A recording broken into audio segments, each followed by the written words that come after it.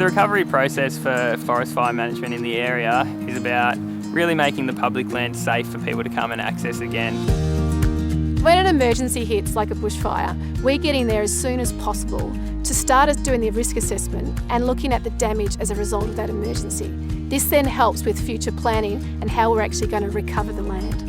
We want to focus on the information around remnant vegetation, threatened species, cultural heritage through there, and help work on that emergency stabilisation stuff. And we'll run the flooding and erosion tool, so we've got better understanding about potential for debris flow.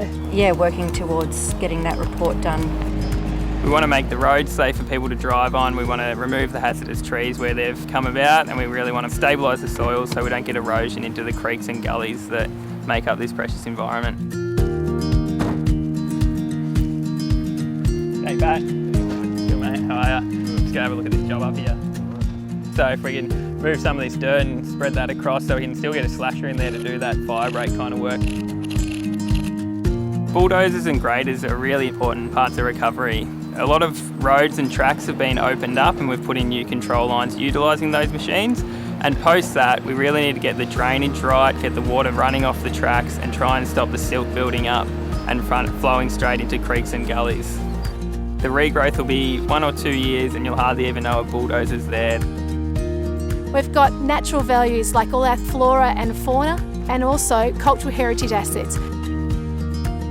My role is to come in afterwards and to engage with the TOs, the traditional owners of the area, assess the damage that may have been done by the fire and by machinery in works done to protect other assets. We've had the TOs inside and we've had them on site to do the first assessment of the works that were carried out. There's artefact scatters and things that are found up here are their history, it's their culture. So we definitely want their involvement and information feedback as to what we should do in the future to protect these things.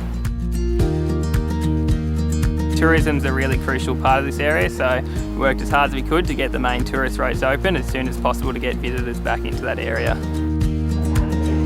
Increasingly, communities want to be part of solving the problem. They don't want to be just told what the solution is. So an open house is a really good vehicle for starting off that process. The communities underpin the recovery process. It's really important for forest fire management to work with all the different agencies to open up our parks and forests to actually allow community to reconnect and enjoy these beautiful parts of Victoria.